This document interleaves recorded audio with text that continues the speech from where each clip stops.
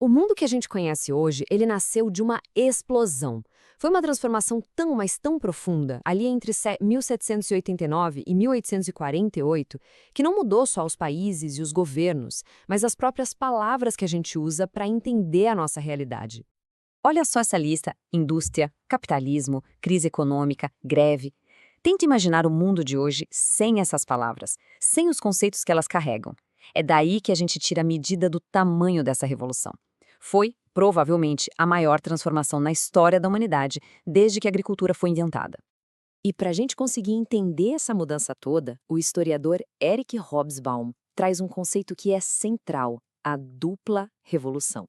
Ele não fala de dois eventos separados, não, mas sim das crateras gêmeas de um único e gigantesco vulcão que simplesmente redesenhou o planeta.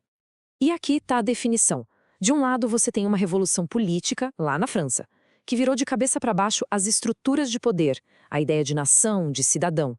Do outro lado, uma revolução industrial, na Grã-Bretanha, que liberou uma capacidade de produzir coisas nunca antes vista. E embora pareçam diferentes, elas eram, na verdade, duas faces da mesma moeda, o triunfo do que Hobsbawm chama de sociedade liberal burguesa. Mas ok, para a gente sentir o impacto real dessa explosão, a gente precisa voltar um pouquinho no tempo para o mundo que existia um segundo antes disso tudo. E o mundo da década de 1780 era um lugar bem paradoxal. Ele era, ao mesmo tempo, muito menor e muito maior que o nosso. Agora, como assim menor e maior ao mesmo tempo? Parece estranho, né? Mas olha só.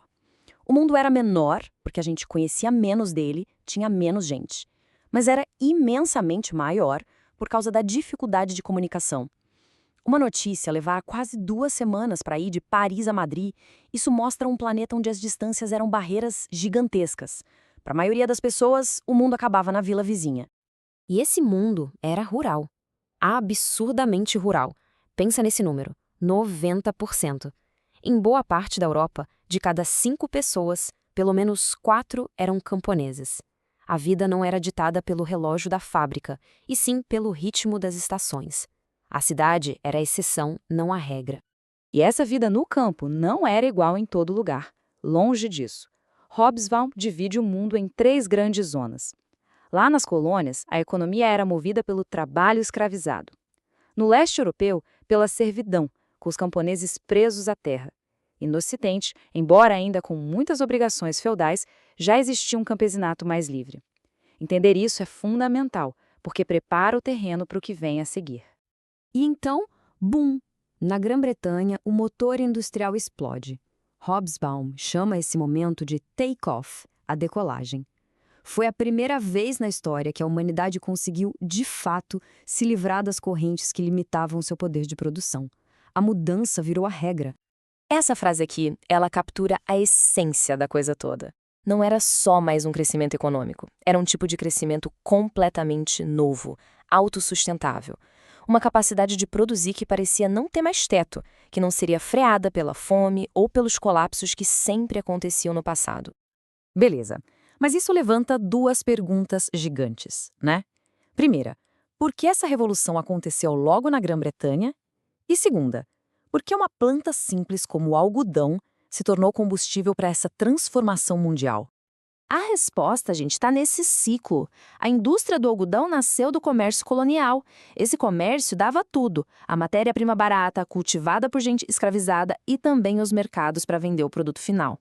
As primeiras invenções eram simples. E os lucros, como disse um político da época, não eram de 10%, mas de centenas, até milhares por cento. E esse dinheiro todo financiava a própria expansão. E esse gráfico aqui, nossa, ele ilustra o ponto central de um jeito brilhante. A Revolução Industrial foi a vitória do mercado de exportação sobre o mercado interno. Os números mostram que a Grã-Bretanha não estava só se vestindo, ela estava vestindo o mundo, especialmente suas colônias, que foram sendo desindustrializadas para virarem consumidoras dos tecidos ingleses. A década de 1780 foi quando tudo se encaixou. A tecnologia, o capital, a demanda de mercado, tudo se alinhou. A barreira para entrar no negócio era baixa. Com um empréstimo pequeno, como mostra o exemplo ele de 1789, era possível construir fortunas, o que alimentava um ciclo de inovação e investimento que não tinha precedentes.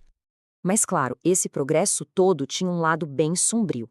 A mesma força que produzia uma riqueza inimaginável também criava uma miséria social gigantesca e novas crises econômicas. A citação de um observador da época sobre a cidade de Manchester, de que deste esgoto imundo jorra ouro puro, captura essa contradição perfeitamente. A frase de Alexis de Tocqueville, quando ele visitou a cidade industrial de Manchester, é simplesmente devastadora. Ele viu o paradoxo com os próprios olhos. O auge do desenvolvimento material parecia vir junto com a brutalização do ser humano. E essa exploração não era uma coisa abstrata, não.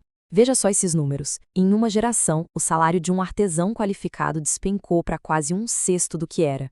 A máquina não só criou riquezas, ela destruiu modos de vida e empurrou milhares de pessoas para a beira da fome. E, no coração desse sistema novo, tinha um conflito que era inevitável. Para o capitalista, a competição era feroz e a queda dos preços significava uma pressão constante no lucro. Qual a solução? Reduzir o único custo que parecia flexível, os salários. Assim, a crise do empresário se transformava diretamente na crise do trabalhador. Então, beleza. A gente explorou uma das crateras do vulcão, a Revolução Industrial e tudo o que ela causou. Mas isso é só metade da história. Lembra, foi uma revolução dupla. E isso nos leva de volta à nossa questão central. Porque da reação a essa nova ordem industrial e política surgiu uma força nova. As próprias contradições dessa dupla revolução deram origem às ideologias que iam tentar derrubá-la. E no final do nosso período, em 1848, como diz Hobsbawm, uma ideia que antes nem existia agora assombrava a Europa, preparando o cenário para os grandes conflitos dos séculos seguintes. Olá! Se você gostou do nosso conteúdo e quer continuar recebendo as melhores dicas e informações, não se esqueça de se inscrever no canal. É rápido e fácil. Deixe também o seu like neste vídeo para nos ajudar a crescer e compartilhe com seus amigos. Sua participação é muito importante para nós.